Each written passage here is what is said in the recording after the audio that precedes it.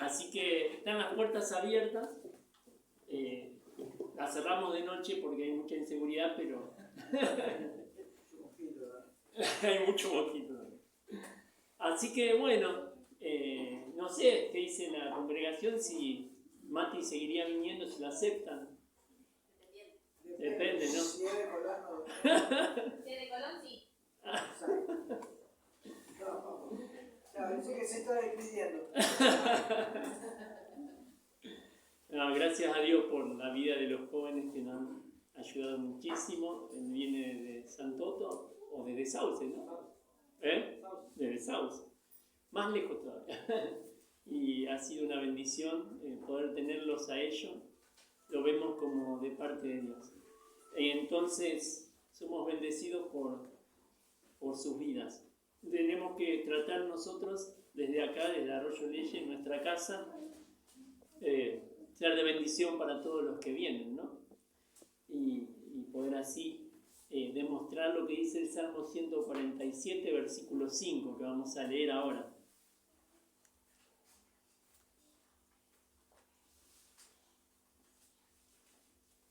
Salmo 147.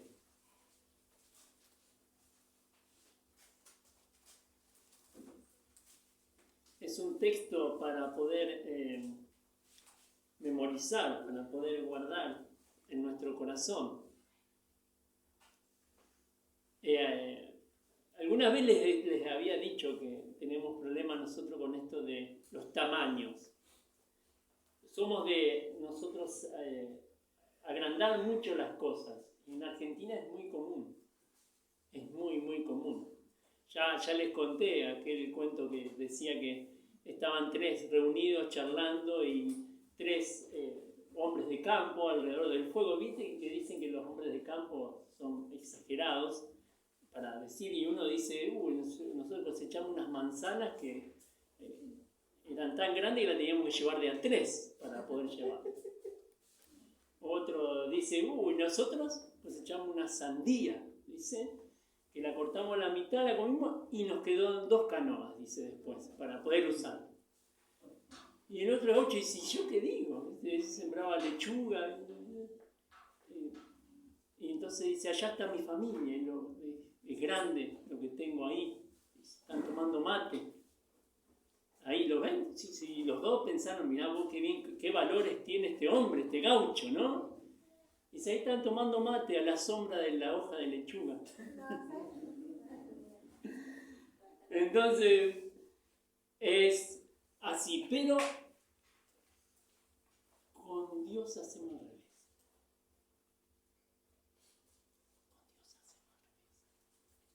Con Dios hacemos al revés.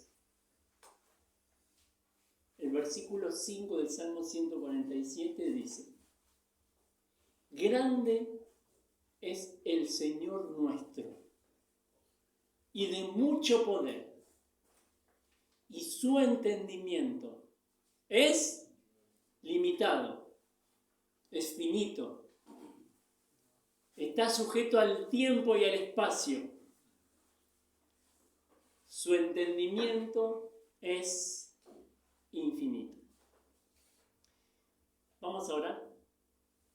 Señor, queremos comprender que nos amas. Queremos comprender quién eres. Queremos entender, Señor, al estudiar tu palabra, al meditar en ella, ¿qué eres? ¿Quién eres? ¿Qué quieres, Señor? No somos nada, nos damos cuenta de lo poco que somos, Señor, muchas veces por las fallas, las cosas que no podemos cambiar, la falta de sabiduría, de fe, lo poco fieles que somos. Pero te miramos a ti en esta hora, para que tú hables a nuestro corazón. Quita el orgullo, esto de argumentar nuestras faltas, esto de excusarnos, Señor, delante de todos, delante de ti, por nuestros pecados. Quita eso, Señor, de nosotros. Haznos como Cristo. Señor, haz una obra en nuestra vida. En el nombre de Jesús. Amén. En 1 Tesalonicenses capítulo 5 vamos a ver algo muy importante.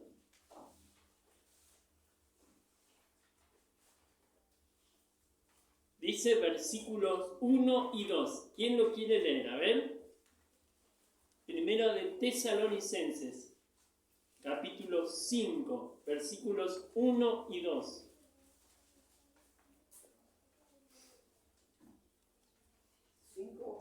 Ajá. Pero acerca de los tiempos y de las ocasiones, no tenéis necesidad, hermanos, de que os escriba, porque vosotros sabéis perfectamente que el día del Señor vendrá como ladrón en la noche. ¿Por qué hablamos de la grandeza de Dios? Porque nos cuesta comprender que este Dios tan grande tenga un plan. Entonces, en este mes vamos a hablar de doctrina. Doctrina, pura doctrina, sana doctrina. Si nosotros leemos estos versículos, ¿de qué doctrina podemos estar hablando?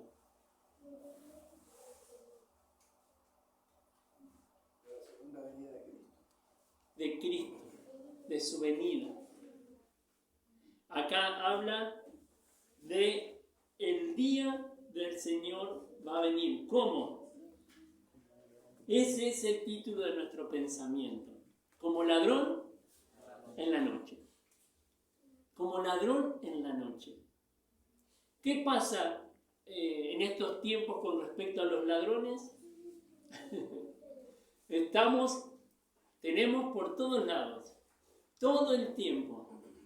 Tenemos que estar cuidándonos todo el tiempo de los ladrones. Tenemos que estar mirando, vemos las cosas que hacen los ladrones. A pesar de los recaudos que tomamos, entran igual, roban igual, hacen daño igual. Acá hay una comparación de que Cristo va a venir como un ladrón en la noche. Ellos también sabían lo que era que un ladrón llegue a la noche. ¿Qué significaba esto? ¿Qué es lo que quieren decir? ¿Cuál es el espíritu de la palabra de Dios aquí al decir que el día del Señor vendrá como ladrón en la noche? ¿Qué opinan ustedes? No se sabe el día ni la hora. Inesperadamente. El ladrón no sabe cuándo te va a robar. Claro. Justamente por eso nos roban. Si supiéramos, lo esperaríamos al ladrón. Exacto. Lo inesperado. Entonces Jesús va a venir a este lugar inesperadamente. Ahora, acá vemos, en el versículo 2, habla, porque vosotros sabéis perfectamente de que el día del Señor va a venir como ladrón en la noche. El día del Señor abarca desde el rapto de la iglesia, ya vamos a ver qué es el rapto de la iglesia, hasta el trono blanco. El trono blanco es cuando aquellos que no recibieron a Cristo como Salvador estarán frente a frente a Cristo como juez. Los que no recibieron a Cristo como Salvador estarán frente a frente a Cristo como juez, como juez, ya no como Salvador, como juez. Ellos dirán en aquel momento si yo merezco la condenación eterna. Para eso es ese juicio. El trono es blanco, hablando de la pureza del trono, de la pureza del juez, ¿sí? Pero hoy no vamos a hablar de eso. Hoy vamos a hablar del principio en esto de la profecía. El Señor vendrá como ladrón en la noche. En Juan 14, me comí mojito. En Juan 14, el Señor les dice a los discípulos, y si me fuere, vendré otra vez, y los tomaré a mí mismo, para que donde yo estoy, vosotros también estéis. Pero no vamos a ver ese versículo, no se vayan a Juan 14. Yo les hice una referencia, pero pueden anotar Juan 14 y lo van a encontrar. Juan 14, desde el versículo 1 al versículo 6. Nos quedamos en Tesalonicenses para hablar del rapto. ¿Qué es el rapto? La misma palabra lo dice. El rapto es algo, es sacarte de un lugar y llevarte a otro. Eso es rapto, ¿sí? Bien, que nosotros le podemos llamar arrebatamiento también. El versículo 13 dice así del capítulo 4. En todo el contexto está hablando el apóstol Pablo sobre esto, sobre la venida del Señor, sobre Cristo viniendo a buscar a su iglesia y más, y más. Bien, dice, tampoco queremos, hermanos, que ignoréis acerca de los que duermen, para que no os entristezcáis como los otros que no tienen, ¿qué cosa? Esperanza. Acá en el versículo 13 se nombran dos grupos, los que tienen esperanza y los que no tienen esperanza. ¿Qué pasaba? Ellos conocían la promesa de Cristo. Hechos, capítulo 1. Él volvería. Entonces, morían los hermanos en la fe a causa de la persecución de la iglesia, morían por enfermedades, morían por muchas cosas, pero el Señor no había venido. Entonces, ¿qué pasaba con ellos? Aquí es donde Pablo le dice, queridos hermanos, no quiero que ustedes ignoren algo muy importante en cuanto a los que han muerto. ¿Sí? Le dice eso en el versículo 13. Leímos eso. Tampoco queremos, hermanos, que ignoréis acerca de los que duermen. Porque la palabra dormir se refiere al cristiano cuando murió. Porque se toma en la Escritura el morir, el partir a la eternidad de un cristiano como el descanso eterno. No así con aquellos que no han recibido a Cristo como Salvador. En la Escritura es dormir. El cristiano cuando muere duerme, descansa. Algunos le van a poner en la lápida, acá sigue descansando tal persona. Fue un chiste, porque descansó toda su vida y sigue descansando después que murió. Bueno, seguimos adelante. Como no se rieron, no les cuento más chistes. Gracias, dicen todos. Dice ahí, no se entristezcan como los que no tienen esperanza. ¿Quiénes son los que no tienen esperanza? Claro, ustedes van a ir, a mí me ha tocado ir a muchos velorios de cristianos y de no cristianos. En el velorio de aquellos que no han recibido a Cristo y no son cristianos en general, es un cuadro de desazón, de desolación y de desesperación tremenda. Y aunque cuando vamos a un velorio de un cristiano donde su esposa es creyente, por ejemplo, como nos ha pasado, ella muy triste por la separación, ella sabe que esa separación es temporal. Tiene la esperanza que se convierte en el consuelo del momento. No borra las lágrimas. Va a sufrir la separación. Pero ella sabe que en algún momento va a volver a ver a esa persona que partió a la eternidad. Así sea. Así será. Así va a ser. Aquellos que han partido a la eternidad con Cristo en el corazón están descansando. Como los dos ladrones de la cruz, ¿se acuerdan? Jesús le dijo a uno, hoy estarás conmigo en el paraíso. No es que es literal el paraíso, pero sí cuando le dijo paraíso, el ladrón de la cruz entendía a qué se refería. Se refería a un lugar hermoso, se refería a un lugar donde no va a haber problemas, es un lugar donde hay paz. A ese lugar, eso le dijo. Cuando vengas a reinar, le dijo el ladrón de la cruz, acuérdate de mí.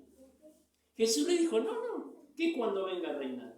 Hoy estarás conmigo en el paraíso. Entonces el ladrón de la cruz murió. Se encontraron en la cruz volvieron a encontrar en el cielo. ¡Qué maravilla! La esperanza que tiene el cristiano. Entonces le dice, bueno, no sufran, miren. Dice ahí el versículo 14. ¿Quién lo quiere leer? A ver. Y versículo 15, vamos a leer los dos. Porque si creemos que Jesús murió y resucitó, así también. traerá. Me falta una letrita. Ah, Traerá Dios a Jesús a los que durmieron con él, en él. Ajá. Y después. El otro 15. Ajá. Por lo cual os decimos esto en palabra del Señor, que nosotros que vivimos, que habremos quedado hasta la venida del Señor, no precederemos a los que durmieron. Ahí está. No precederemos a los que durmieron. No iremos antes que ellos.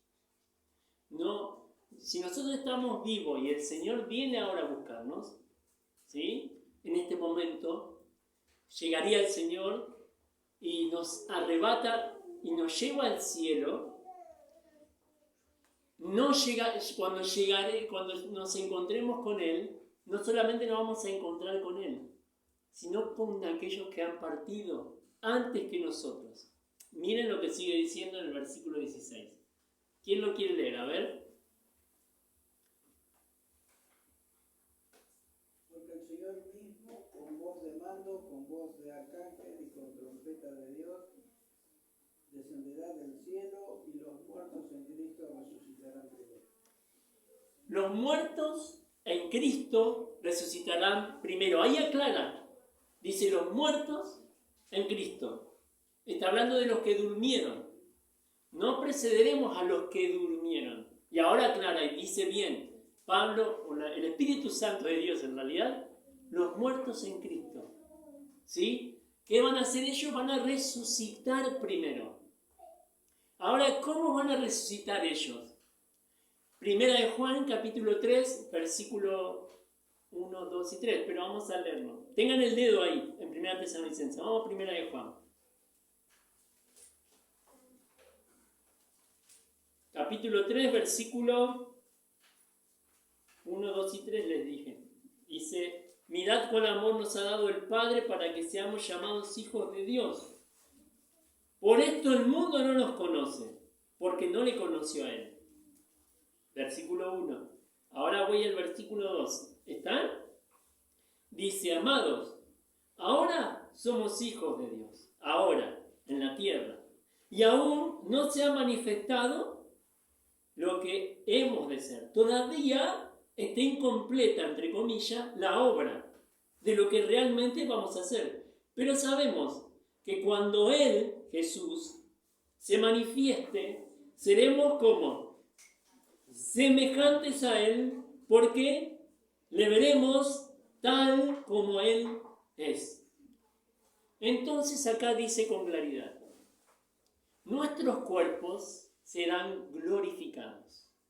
Seremos semejantes a Él cuando Él resucitó. ¿Cómo está en la eternidad? Entonces estaremos con cuerpos glorificados. Significa que no hay, ya van a desaparecer. ¿Cuál es tu dolor hoy? Uno dijo, en vez de tener dólares, tengo dolores. Suena parecido, pero es muy distinto. ¿Sí? Ese dolor va a desaparecer. Aquel que no podía ver, verá. Aquel que no podía hablar, adorará. Aquel que no podía caminar, caminará. Aquellos que no tienen un montón de capacidades hoy, al aceptar a Cristo como Salvador, tendrán todo.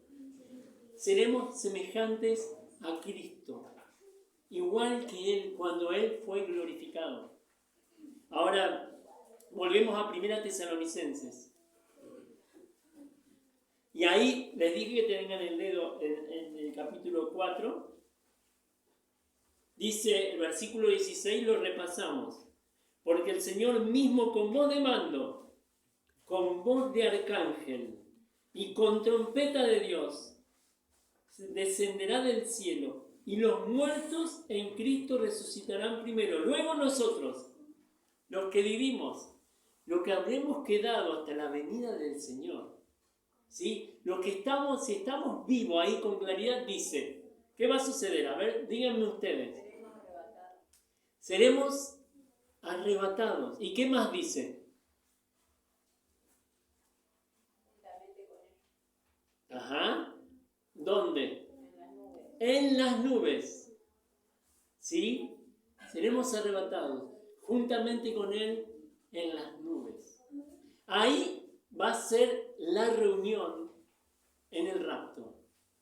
Lo vamos a ver por primera vez con aquellos que han partido la eternidad, no en el cielo, en las nubes.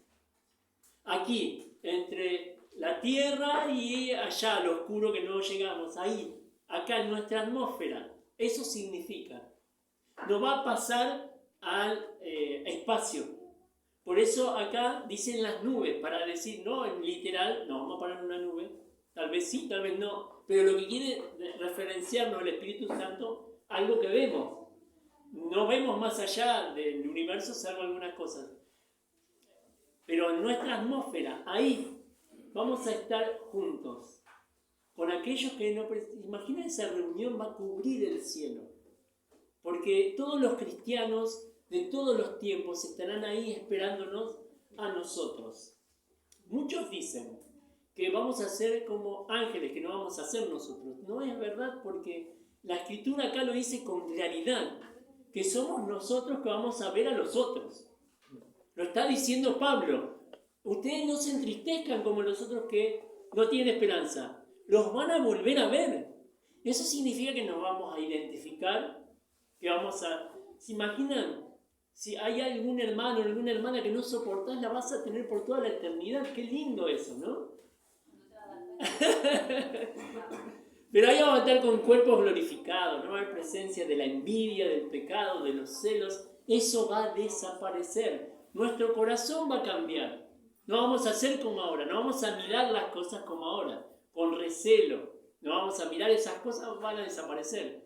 No porque nosotros vamos a dejar de ser nosotros, sino porque los pecados fueron clavados en la cruz. Y eso es la diferencia. Ahí es donde muere el poder del pecado, el poder de la muerte. Todo ahí en la cruz. Miren lo grande que fue que Cristo haya venido a pagar la deuda de nuestro pecado. Esta hermosa, preciosa doctrina que llena nuestro corazón. Porque vamos a ver al Señor cara a cara, porque vamos a ver a aquellos que amamos, que se han ido, también cara a cara.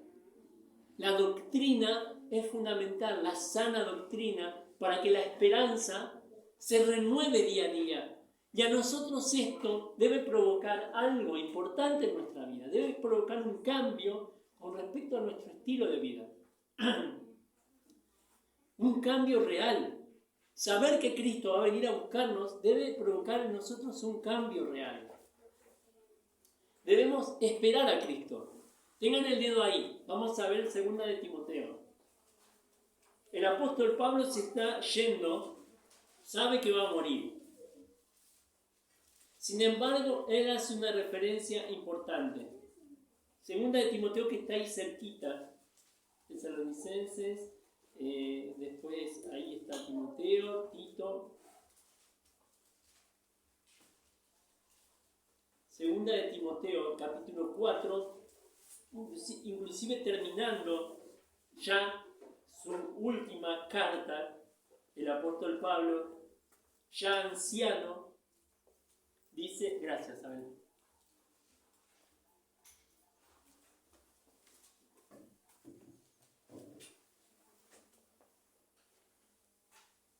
Dice, por lo demás, me está guardada la corona de justicia, la cual me dará el Señor, juez justo. Una corona, la de justicia, que ya vamos a hablar del tribunal de Cristo. Juez justo, aquel día. ¿Qué día? Aquel día, en la eternidad. Y no solo a mí, sino también a todos los que, ¿qué? a los que aman su venida. El cristiano debe amar esta doctrina. Amar significa darle un valor grande, un valor maravilloso a esto de que Jesús va a volver, amar su venida. A mí me ha tocado separarme de mi familia muchas veces. Porque a veces he viajado medio lejos y ellos han quedado acá, igual sobre todo. Y eran unos días por un campamento, por una conferencia o algo así. Y en un momento me ponía a pensar en el reencuentro. Y al pensar en ello, mi corazón se alegraba, mi corazón cambiaba, se motivaba para tener una mejor actitud ante lo que me tocara hacer en ese momento. Y es esa la idea del reencuentro, la idea de encontrarnos con aquel que nos amó. Esa idea debe cambiar mi actitud hacia las circunstancias que Dios permite en mi vida, porque Dios las permite. Todo lo que nos pasa en algún punto está la permisividad de Dios, porque Dios sigue siendo grande, como leímos al principio, y soberano. Entonces hablaba con un joven hace poco y le decían, muchas cosas te van a pasar, algunas te van a alegrar y otras no. La decisión que vos tenés que tomar es cómo vas a enfrentar esas circunstancias. ¿Te vas a enojar todo el tiempo? ¿Vas a estar con rencor todo el tiempo? ¿O vas a disfrutar de lo que Dios tiene? Te va a venir la noticia de un mal resultado de un análisis, vas a perder el trabajo, tal vez te engañe alguien que amás, tal vez te deje alguien que amás. La cuestión es cómo vas a tener esa actitud, cómo vas a mirar esa circunstancia y cuál va a ser tu actitud hacia eso.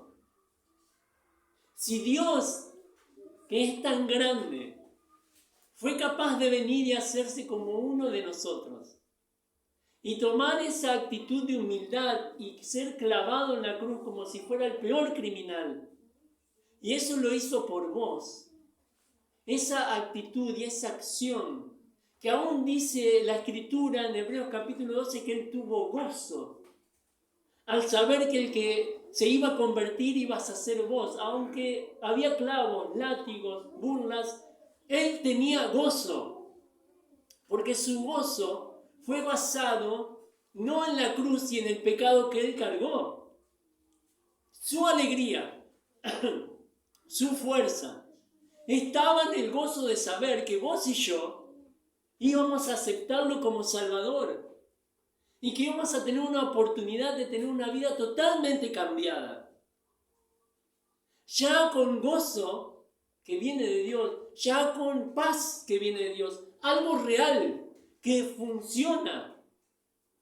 Pero que cuando vos y yo no tenemos esa decisión tomada firme, a pesar de lo que suceda, yo voy a confiar en Dios y voy a ser feliz en el Señor. No tomamos esa decisión, no nos damos cuenta de todo lo que Dios quiere darnos. Entonces es esa la decisión que debo tomar hacia las circunstancias que me tocan vivir, mirando que poquito tiempo, ya, en cualquier momento, vamos a estar cara a cara con Él. Ahora, como que ya tengo que terminar. Y no leímos 1 Corintios capítulo 15, que dice ahí que es un misterio la segunda venida de Cristo, sin tocar la tierra. Un misterio que no estuvo revelado en el Antiguo Testamento. No lo vas a encontrar ahí. Ahí en el Antiguo Testamento vas a encontrar la segunda venida en gloria de Cristo a la tierra. Pero no el rapto de la iglesia, porque también es un misterio en el Antiguo Testamento la iglesia. Un misterio es una verdad no revelada en el Antiguo Testamento, pero sí revelada en el Nuevo Testamento. Y esto es lo que Dios nos revela en esta era, en esta época, que Él va a venir a buscarnos y que vamos a estar con Él para siempre. Y que eso sucederá en cualquier momento. ¿Estás preparado? ¿Estás preparada para ese encuentro? Mirá, rápidamente. Pero rápido, porque ya vamos 1:33. ¿Cuánto? Casi 31.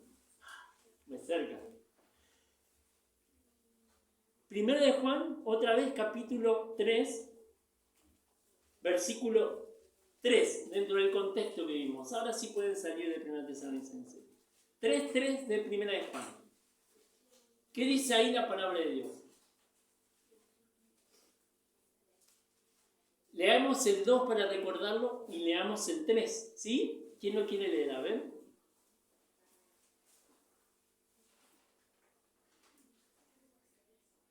Primera de Juan 3, 2 y 3.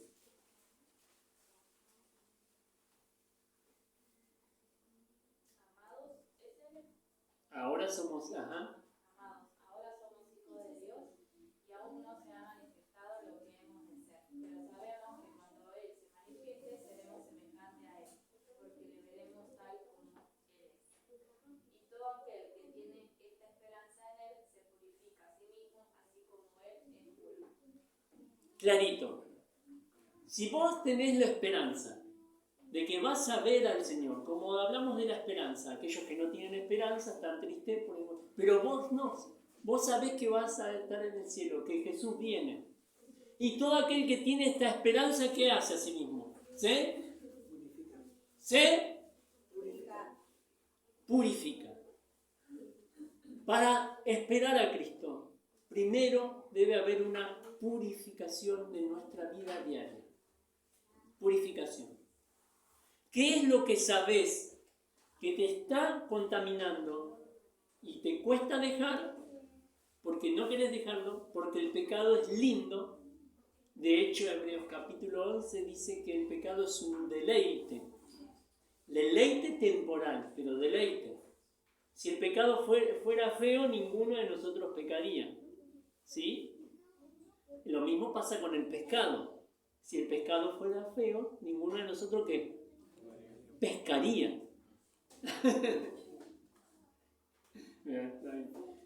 Comería el pescado. Pero, purificación. Número 2.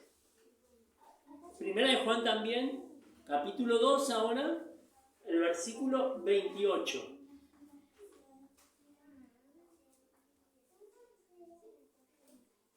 Debemos purificarnos como Él es puro. A ver, dice... Y ahora, hijitos, permaneced en Él, para que cuando se manifieste tengamos confianza, para que en su venida no nos alejemos de Él avergonzados. Purificación. Perseverancia. ¿Sí? Permanecer en Él. Permanecer en Él, en Cristo. Tener una relación con Él, sembrarla. Sembrar una relación con Él. Buscar a Dios de verdad, de todo corazón. Todos los días de nuestra vida. A pesar de las cosas que pasen. Buscar a Dios. Si hay que confesar, hay que confesar y tenemos que ir a Él. Y en Romanos capítulo 10 vamos a terminar pensando en esto. Versículos 13 y 14. A ver, me gustaría leerlos porque me encanta.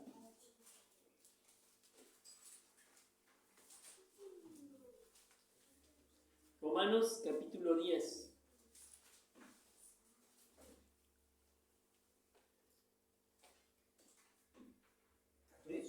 Ajá. ¿Cómo pues invocarán a aquel en el cual no han creído? ¿Cómo creerán de quien no han oído? ¿Y cómo oirán sin haber quien les predique? Predicación, purificación, perseverancia y predicar. Así es como amamos la venida del Señor. Predicar significa hablar de Cristo a otro, contarle tu historia, contarle su historia, decirle cómo Cristo te salvó, decirle cómo se puede salvar. Es fácil, porque ya lo entendimos. Alguien a tu lado, en tu trabajo, en la escuela, donde sea que te toque estar, necesita esto, porque si el Señor viene, Él se queda. Y es muy egoísta saber que tenemos tanto para ofrecerle y no darlo. Entonces debemos aprender a perder la vergüenza de ser cristianos y predicar el Evangelio. Al menos regalar una literatura. ¿Sabés que hay un alma a nuestro alrededor que no lo tiene a Cristo como Salvador? No sabe lo que es ser salvo.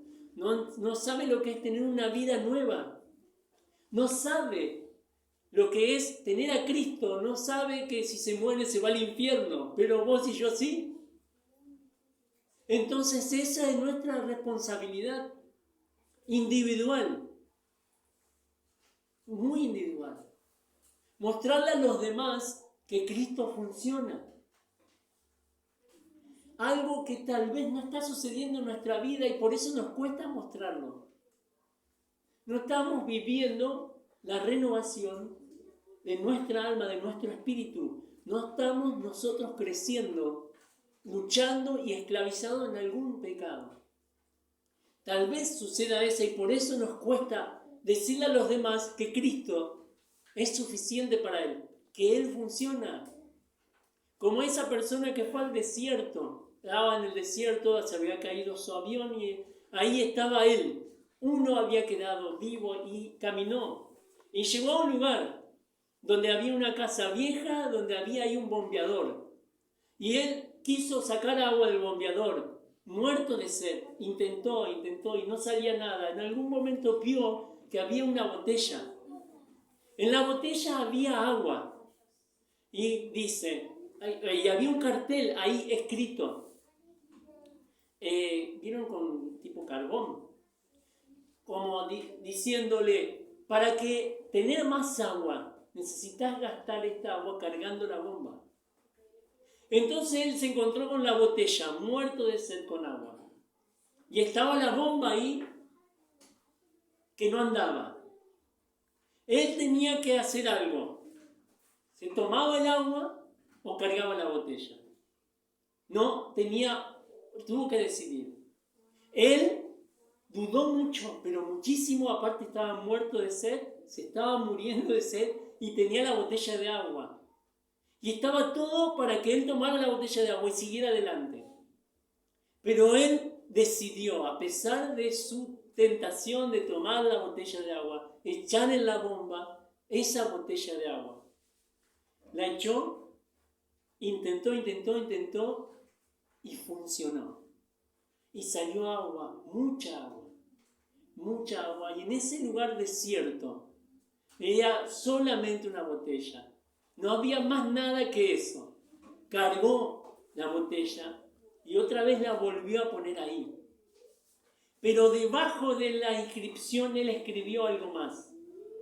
Cree, por favor cree que la bomba funciona. Cree que funciona. ¿Por qué? Porque él había dudado mucho antes de tomar esta decisión. Entonces afirmó, cree que funciona. Y eso es lo que tiene que hacer el cristiano. Primero creer que funciona. Experimentarlo, beber del agua de vida que es Cristo. Y después compartirlo. Con el gozo de saber que Cristo funciona. Vamos ahora.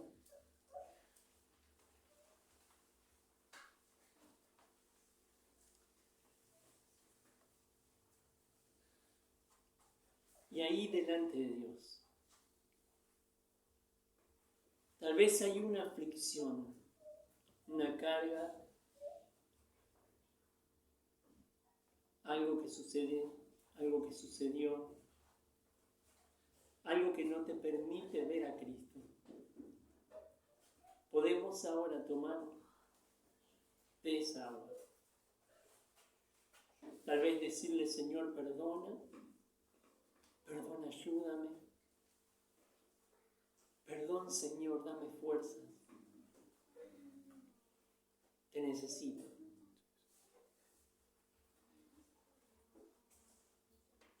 Y en esta hora poder decirle, Dios, gracias por haber muerto por mí en la cruz. Gracias por haber entregado todo en mi lugar. Gracias por darme tantas cosas que me das. Gracias por tu fidelidad. En el nombre de Jesús. Amén.